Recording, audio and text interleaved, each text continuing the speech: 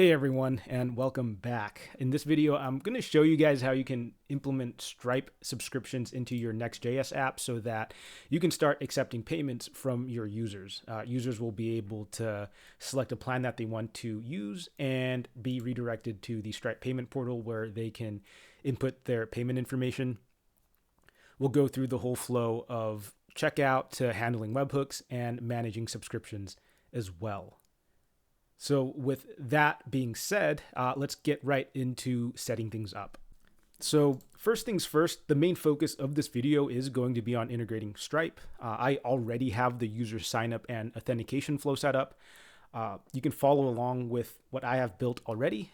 If you already have your own flow in place, this will work as well. You can just integrate this into your own app. But if you wanted to, I have another video breaking down how to set up authentication and user sign up and all of that stuff from scratch. I'll link that in the description below so that you can follow along and know how I got this project set up. But this video is really just going to be built on top of that. So we're just going to clone the repository first and then work on that and build the Stripe payment flow on top of our authentication that we already have in place. So I've already gone ahead and cloned this repo and installed all of the dependencies. You can follow along if you want. You can also refer to my previous video on how we set up authentication. It's pretty straightforward. We built it from scratch using Iron Session. So go ahead and do that. Next thing I want to do actually is to remove the .git file. Basically, all we've done from before is create a user model and just set up the basic authentication and sign up flow and all of that for getting a user signed up onto your website. And from here, I'm going to implement the Stripe logic and all of the stuff to get them signed up to a premium or pro plan. And in order to do that, we're going to need to upgrade or update our user model. And the first thing we'll have to do is add the type of plans that they're going to have, which we'll do by creating another enum called plan. And there's going to be 3 tiers essentially: the free, premium, and pro plan. What you decide your plan is completely up to you.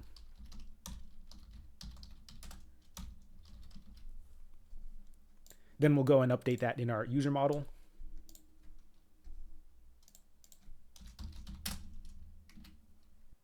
And since this is being integrated with Stripe, we're going to need some additional fields to identify the customer based off of their Stripe ID, their subscription ID, and their price ID. These are things we'll go over in just a bit, but for now, we'll just go ahead and create those fields in our user model.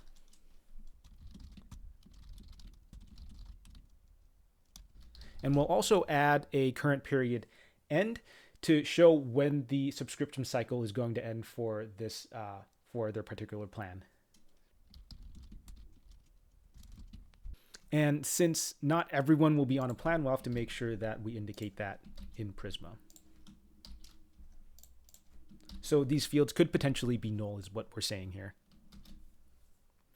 And before I go and run npx Prisma generate and npx Prisma migrate dev, I actually need to reconfigure the database again because I had deleted the old database I was using just for security purposes.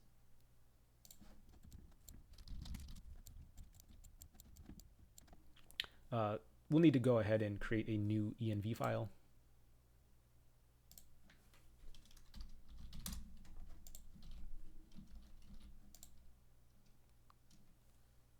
So now we'll go ahead and run npx Prisma generate and migrate dev.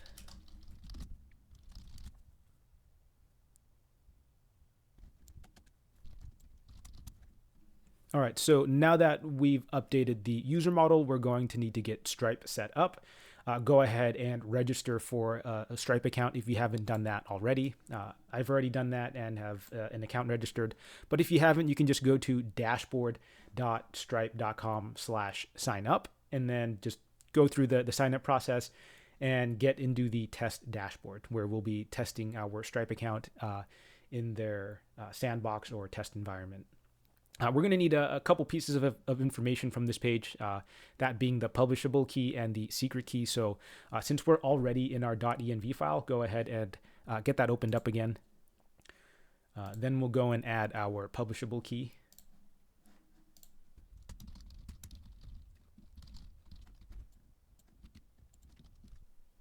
Now we'll add our secret key. Of course, I'm going to be deleting this after I upload the video. So with that set up, the next thing we'll need to do is to install Stripe. So go into your console and just do npm install Stripe and Stripe at stripe/stripe-js. All right, so once Stripe is installed, we'll need to go and initialize the Stripe client.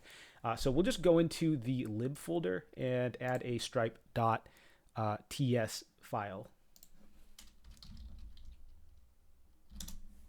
So in here, we're just going to initialize the Stripe client.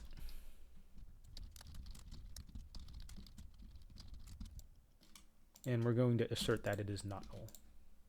Basically, it's just letting TypeScript know that we for sure have a Stripe key in our .env file. And we'll also need to export the Stripe publishable key as well.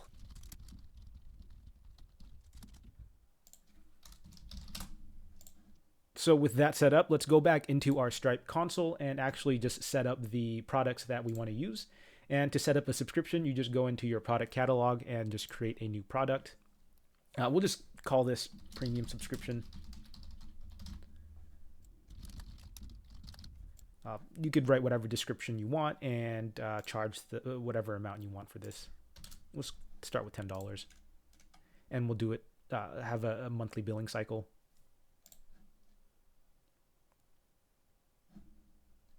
We'll also create a pro plan. And the reason we did this is because we're actually going to need the price ID from each of these products. So we'll go and get the price ID for the premium subscription first. Now it is a little tricky with Stripe. It's not actually the product ID that you want. You want the price ID, which is actually down here. So you can go down here and copy the ID of this price ID here. It starts with the price, so that's what you're looking for, and not the product underscore. And back in our stripe.ts file, we're going to actually just export these Stripe price IDs. You don't have to do this, but it just makes it a little more organized in my opinion.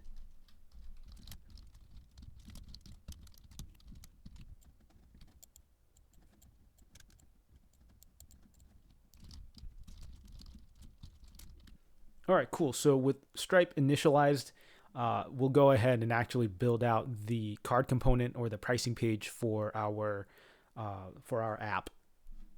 All right, so let's go ahead and actually build out that pricing page. We'll go into the app directory and create a new pricing folder.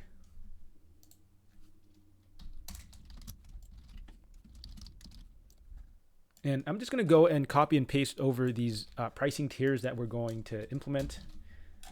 And just to quickly review it, so we'll have 3 tiers: free, premium, and pro. The price is going to be $0 for free, $10 a month for our premium plan, and $20 a month for our pro plan.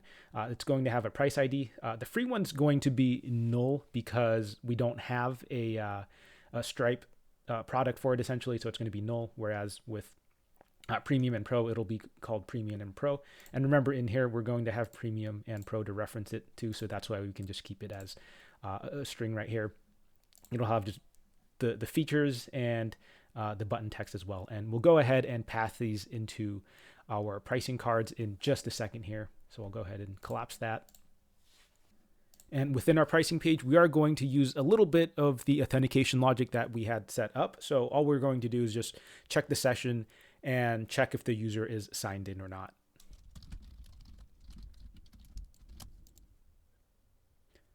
So we're just going to redirect them if they're not signed in to the sign-in page. This isn't really great user experience, but if you wanted to, you could make it so that the user can visit this page if they're not signed in.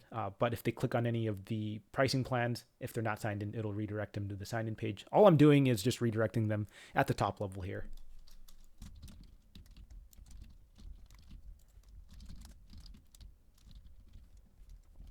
Okay, so the next step is to actually build our pricing cards, which I'll put into our components folder.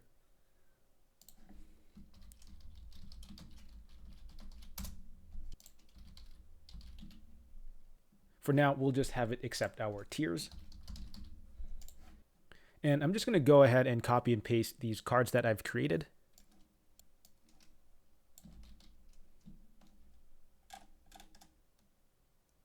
Okay, so we need to fix these TypeScript errors real quick.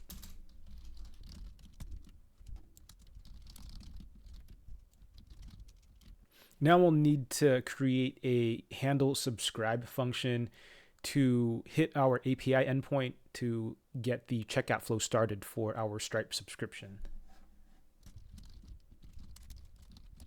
And we're going to take the price ID as the argument here, or the input.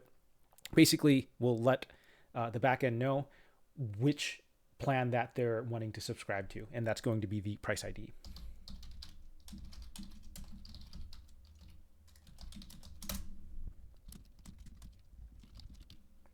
So basically, what we'll do first is just to check to see if there's a price ID. Remember, the only time that there won't be is if it's the free plan, in which case the button text is just going to say get started. In your app, you can have it just redirect you to the free portion of your website. But in this case, all we're going to do is return here so that nothing happens. Then I'll go ahead and wrap everything in a try catch block.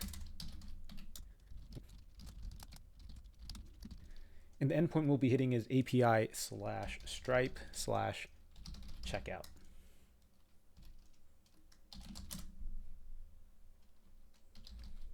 It'll be a post request.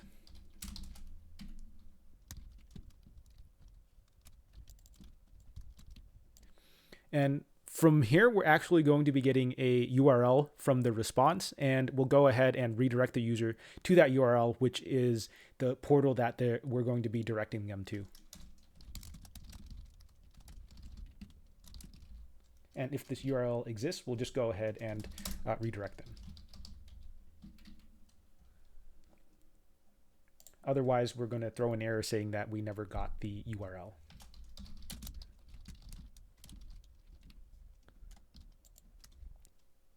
Then we'll go ahead and log any sort of error that we might get from this try catch block.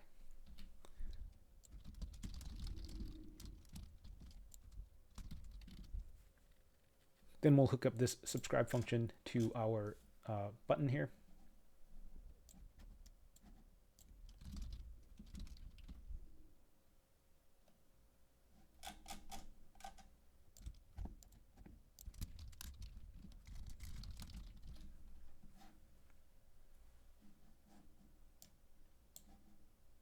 So with this, we're just going to assert that we'll always be passing in a string.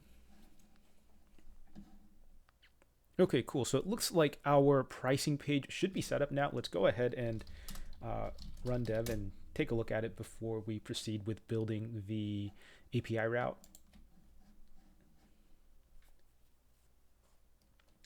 So since we're working with a clean database, I'll need to actually create a new user account.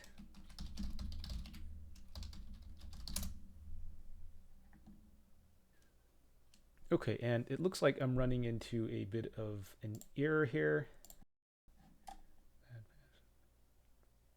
Oh, and that is because I haven't created a password for Iron Session. So I'll go ahead and do that here.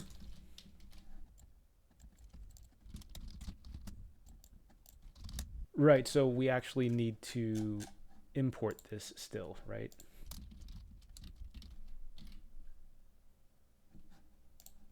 And of course, we need to let it know that we are using a client component.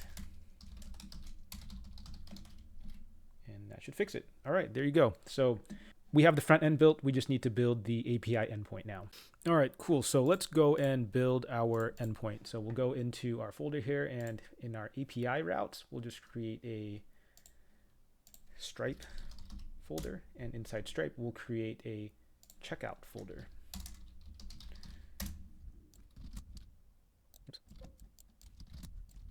And remember, we're going to be making a post request. And we'll wrap everything in a try catch block. And I'll go ahead and create the error first this time.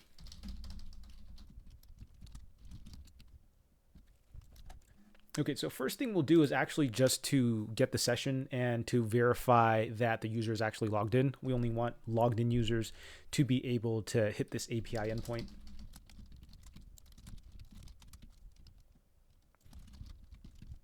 Now, next thing we're going to do is get the price ID from the request body. And we'll check to see if this price ID exists.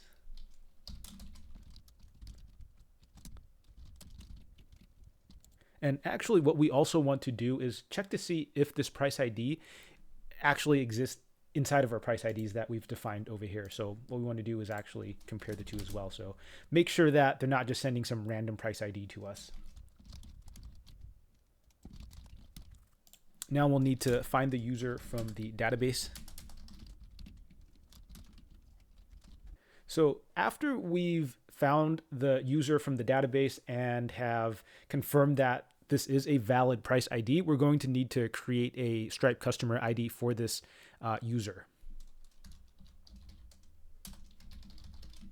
And we'll use let because we don't know if this user already has a customer ID or not. So we'll just do this. So if they don't have a customer ID, then we'll go ahead and create one for them. And to do that, we'll do Stripe dot customers dot create. And what we'll need to pass into here is their email and some metadata. And for that, all we're going to do is to provide a user ID for reference. And after that, we'll go and update that in our database. So we'll just look for that same customer and then update the customer ID inside of our database. So after we've created that customer ID for our customer or our user, we're going to need to create the actual checkout session, basically to let Stripe know that we're about to initiate a payment. So to do that, we'll create a checkout session. And there's going to be a few different things we pass in there. So the first is the customer, and we'll use the customer ID that we just created, and the payment method, which is going to be card. Then we're also going to include the line items, which is essentially what the user is going to be purchasing. Just realized I misspelled something. And what we'll need to let them know is the price, which is the item, essentially. So that's price. And remember, we're going to be referencing our Stripe price IDs. So basically what we're saying here is, if it's pro, then we'll go ahead and reference this price ID or this price ID. If it's premium, we'll be referencing this price ID. And we're just going to be getting one. We'll indicate that this is a subscription. And we'll also need to have a success URL and cancel URL, basically a URL for them to redirect us or redirect the user back to whatever page you want them to, depending on whether or not they were able to properly get the order or if they canceled. And to do that, I'll actually need to update the .env file to put our public URL here. So since we're just in localhost, this is what I'll put. Once you're in production, you'll just update this to your actual website. So the success URL is essentially just where they'll be sent if it was a success.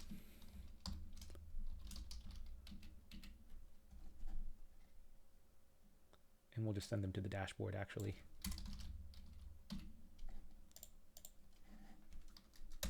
And if they ended up canceling, we'll just send them to the pricing page. And something we'll also include is the metadata, which is basically for our reference. And we'll also include the price ID, which we'll need to reference later.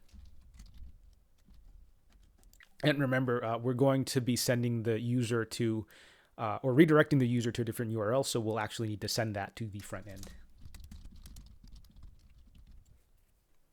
Okay, so it looks like everything should be hooked up now. Let's go and test out our front end to see if it actually does indeed redirect us. And it looks like we're running into a bit of an error here. Let's go and check our console.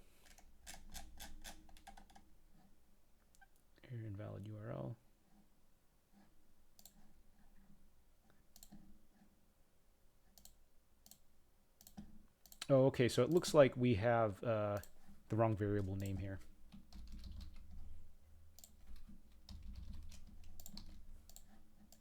All right, let's try that again. Okay, cool. So it looks like it does redirect us.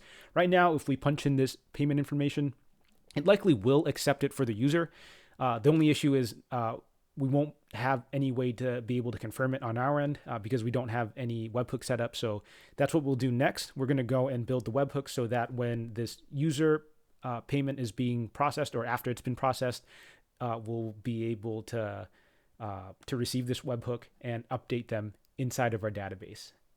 So basically, what happens is that when a customer completes checkout or changes their subscription, Stripe is going to send our server a webhook event. And in production, we have a live website for Stripe to send these events to, but in development, we don't really have a publicly accessible website. So we need to have something to forward that to us. And to do that, we'll need Stripe CLI. So you'll need to get Stripe CLI installed.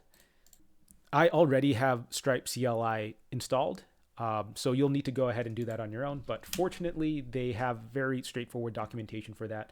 So all you need to do is install the client, and depending on the type of machine you're using, it'll have slightly different instructions. But go ahead and just get that set up. And when you're done, you can go into your console to check to see if it's been installed properly. And to do that, you could just type Stripe version. So it should say something like this. I'm a bit behind on the version, but it'll be fine. In any case, once you have Stripe CLI installed, you'll need to log in. So to do that, just do Stripe login. And it'll give you a link to go to, so you can go ahead and just copy that link. And here it'll ask for access, so go ahead and allow access. And then if you go back into the console, it'll say that access has been allowed. So yeah, you'll see that it says here that the CLI has been configured. And the next thing we'll need to do is create a webhook secret. And to do that, you'll need to type in the following command into your terminal. So that's stripe listen --/2, and then whatever endpoint that it's being set to. So right now we haven't built it yet, but we will in just a second here. So input that command. And what it'll also do is it's going to give you a webhook secret. So go ahead and copy that and add that to your env file.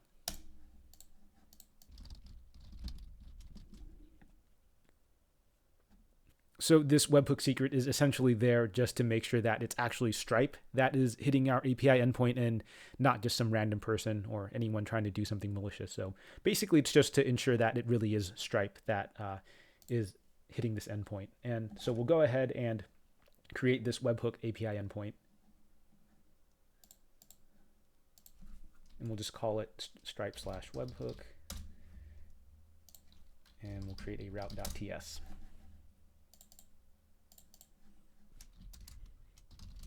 And again, this is going to be a post request. And from here, we're going to read the raw request body and also get the Stripe signature in the header. So to do that, we'll just define the body constant.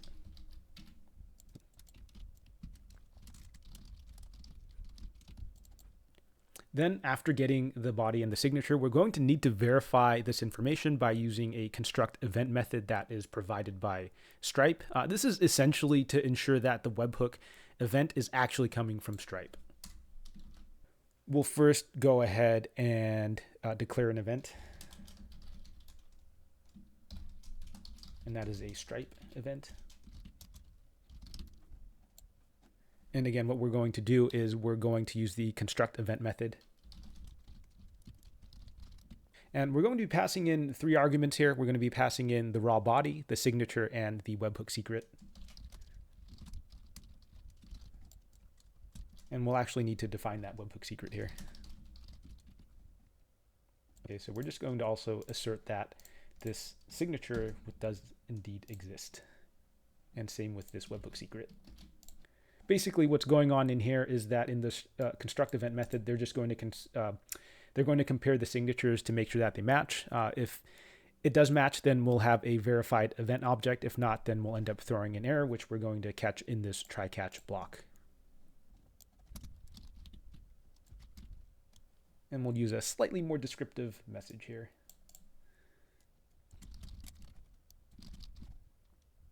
So after we've verified the event, we're going to have to update the database based off of the type of event that was sent back. So there's a few different events that we're listening for, but the main ones we'll be going over are completed, updated, and deleted. So we're going to do a switch case to take a look at which events are being sent back and listen to those. So in that we'll just create another try catch block here. And I'll just quickly log the errors.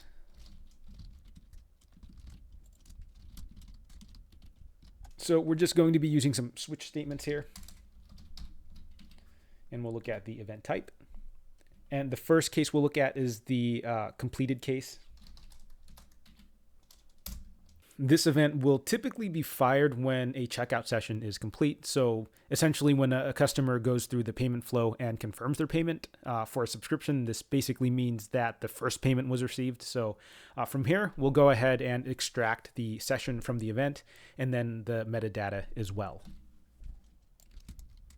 So we'll go and extract the session. We'll get the session. We'll also get the user ID and price ID from the metadata. And the metadata may or may not exist. And remember, the metadata was actually passed in from our checkout session over here. Remember the user ID and the price ID. So that's something we're just getting back here. So if we did get these IDs back, we're going to be able to go and get the subscription details. So to do that, we'll just do stripe.subscriptions.retrieve and pass in the session subscription as a string here.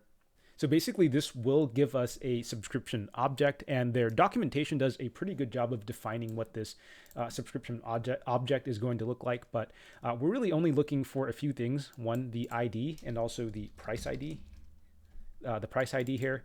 And we'll also look for the current period end, and that's in Unix, which we'll need to convert in just a second here. But those are the main things we'll be looking for. Okay, so once we have our subscription object, we're going to need to update the user in our database, and this subscription object is going to give us the information we need to update the user with.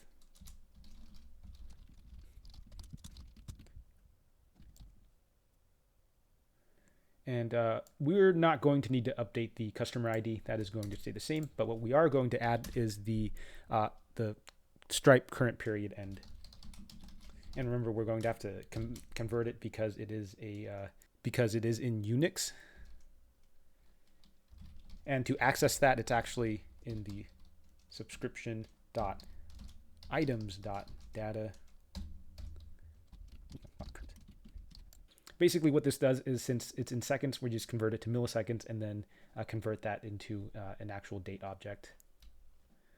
But yeah, basically it says over here that if you go into items, it's in the data, and it's the first object within this data array, and it's right here, current period end. So that is going to be the first case. And what we'll also need to do is update the plan for the user.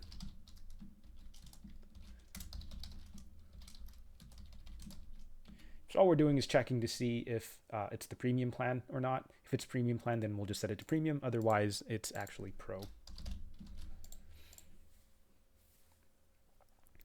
Now, something I forgot to do is actually wrap all of this in an if statement, because we do want to check to see if the user ID and the price ID actually exists.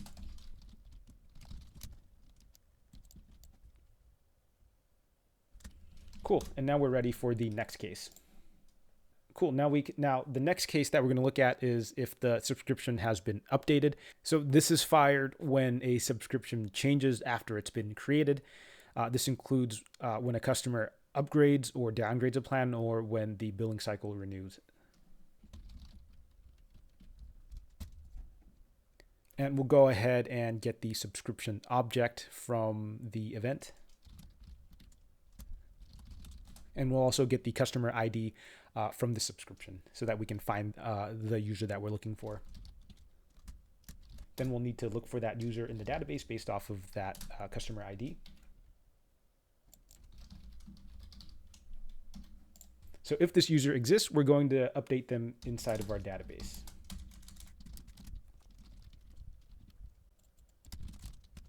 We're going to update that their new current period end. So basically, if their subscription renews, then we'll need to update when their next period is going to end, or when their current period is going to end, that is.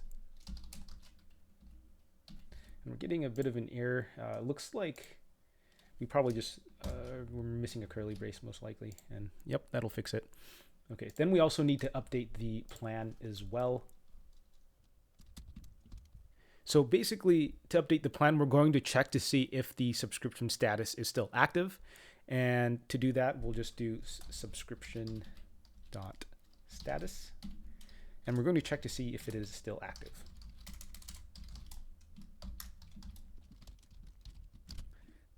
So if the subscription is active, we're just going to check to see if it's premium or pro. And to do that, we'll use another ternary. So if it is, then we'll return premium. Otherwise, it's pro. So basically, this is just a handle to check and see if their subscription either upgraded or downgraded. And we'll update it accordingly. Okay, so it might look a bit convoluted at first, but basically, we're going to check to see if their subscription is active. And if it's not, then it'll return free. So their plan will be free. Otherwise, we'll run this inside ternary again. So it's a nested ternary, which can get a little confusing, but hopefully this makes sense here. So that will handle that case. And then we have one more case to check, which is for when the subscription is deleted, or in this case, when the subscription is canceled or expired. When that happens, we'll need to just go into the database and update the user information to reflect that this user is no longer a part of either the pro or the premium plan. So same as before, this we just get the subscription object, find the customer, and then we'll also go into our database to update the customer, or find our customer actually. And if this user exists, we're going to need to update them inside of our database. So very similar as before, except in this case, since it's deleted, we're just going to set their subscription ID to null, price ID to null, basically to say that they're no longer subscribed, and also change the plan to free. So that will handle all of the different events we'll be listening to. And we'll also just have a default case just in case we run into something unexpected. There's a lot of different events you can listen to. So if you scroll up and you look at the event.type, there's a lot of different events that I could potentially send, but these will be the main ones that we'll be listening to.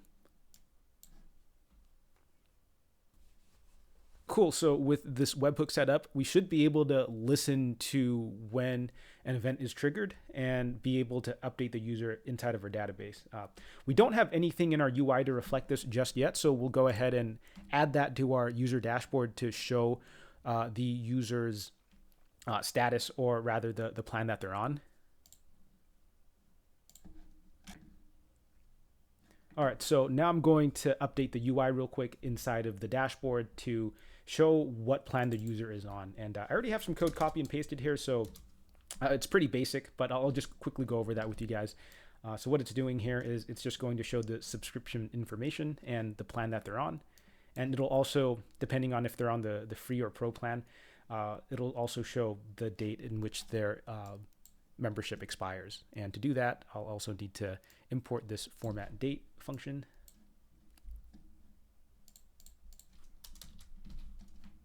So I'm going to go into the dashboard and just to give you a visual idea of what it looks like.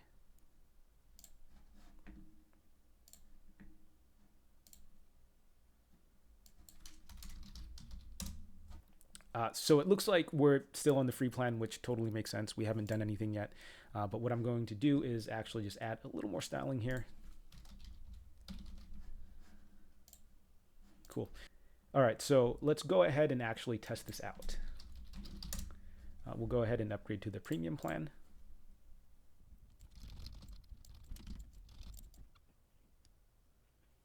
Yeah, looks like it worked. It looks like our subscription was updated. We're on the premium plan now, and it has our subscription ID as well as uh, the end period for this subscription. So the next and final step is to implement a method for the user to be able to update their subscription or to manage their subscription. Right now, we've only been able to get them activated, to get them checked out and paid for and everything, but they need some way to either cancel or change their subscription. So we'll go ahead with building the API endpoint for that first. But basically, instead of having to completely build the management portal from scratch, Stripe actually is able to provide us with a billing portal, which is secured and hosted by them. So all we need to do is build an API endpoint that will create this portal session and create that URL essentially for the user, which they'll be redirected to. And we'll handle that on the server. So to do that, let's just first create the API endpoint here. So within our Stripe API endpoint, we'll add a portal folder.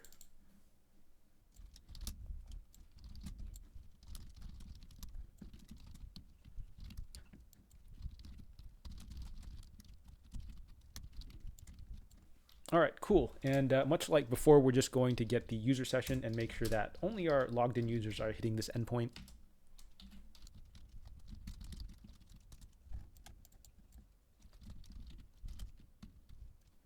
I'm just giving an unauthorized response.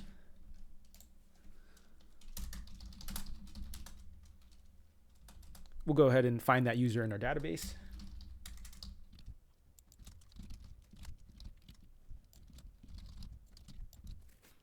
All right, so now that we found our user, we're going to create that portal session. And to do that, Stripe actually has a billing portal that .session.create method. So to do that, we'll do const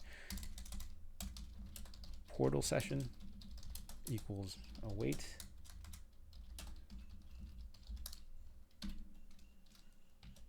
And remember, we're importing this from our Stripe library that we created, not from Stripe itself. And for the customer, we're just going to use the user information that we've pulled. So it's the customer ID. And the return URL is going to be the dashboard.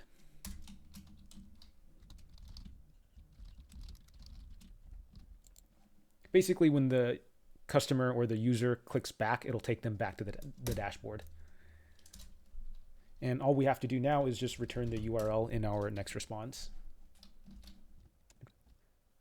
Okay, cool. So now that we've created the API endpoint, all we need to do is create the actual button to send us to the portal. You can create that directly inside of your dashboard, but what I'll do is I'll just create a separate component for that.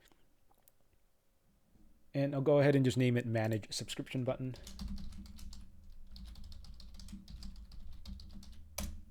So I already have this button created. It's a very simple button, so I'm just going to copy and paste this over here. But yeah, super straightforward. All I have is a handle manage subscription button, which hits that API endpoint that we just created. And it returns a URL, which if it exists, we'll go ahead and redirect the user. Otherwise, we'll throw an error. And this is essentially what the button is going to look like. So just a very basic looking button. And we'll go ahead and import that into our dashboard. And we only want them to be able to manage subscription if they are indeed subscribed. So we'll put the manage subscription button in here.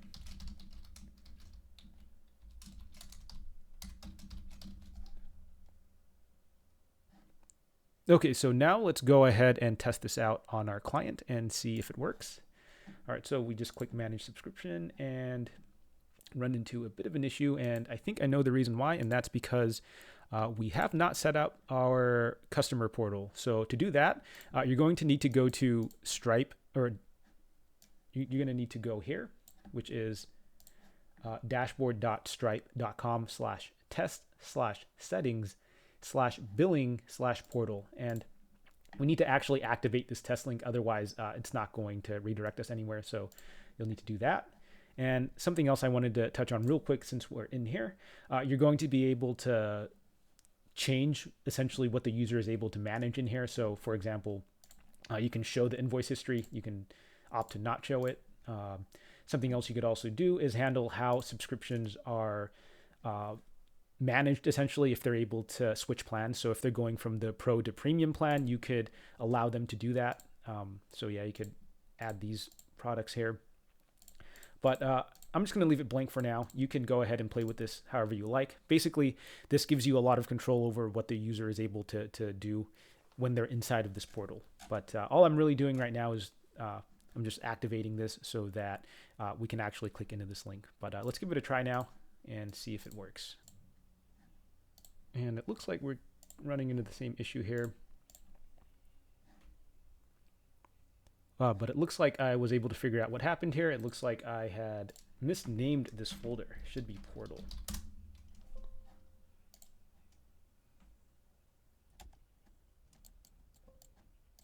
Let's go and refresh this and give it a try now. And it looks like it's working. Awesome. Yeah, so it looks like this is the portal that the user will see. They can cancel their subscription and either update their payment method here, or what they can also do is if you had selected or allowed them to upgrade or downgrade their plan, they should be able to change their subscription as well. So if we go back there, we are redirected to our dashboard. And there you have it. Stripe is fully set up now with your Next.js app. We are almost done. There is one little thing I want to add here, and that's to add a little bit of a safeguard to prevent users from being able to make multiple subscriptions, because as it stands right now, if the user goes into the pricing page and they decide to upgrade their account again, they're actually able to purchase multiple subscriptions. So we want to add a little bit of, I guess, a safeguard here to make sure that they're not already subscribed. We don't want users to be subscribed multiple times, or at least have a lot of different subscriptions active. It's going to be a bit of a headache further on. So what we can do is just implement a little bit of code in our pricing page so that if they're already a premium or pro member, we'll just redirect them to the dashboard. So I'll go ahead and close out of some of these since we won't be using this anymore. So what we'll do is we'll check to see if a user has an active subscription.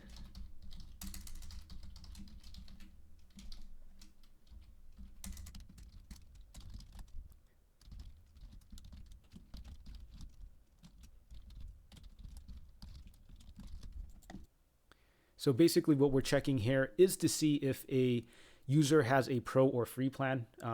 Basically, if they do have a pro or free plan, all of this will evaluate to be true because they'll have a subscription ID, and the user.plan will not be null, and it will also not be free. So if any of these are false, then we'll get a false, and we'll go ahead and pass that into our pricing card. And what we're also going to do is pass in the pricing, the user plan as well. So user.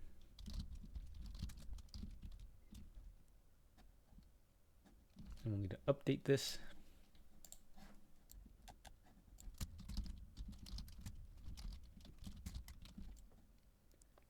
Okay, so we're getting a bit of an error, and that's because this potentially could return an empty string depending on how these operators are being evaluated. So we just have to let it know that we are indeed returning a Boolean value. And inside of our handle subscribe function, we're going to need to check to see if there is a active subscription.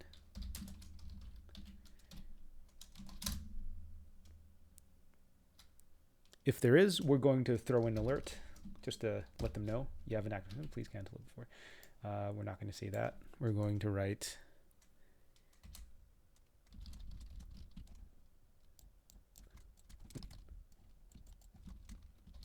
and we'll also just tell them what kind of plan they have here to make it a little more clear. And then we'll go and redirect them. We'll also need to create this router method.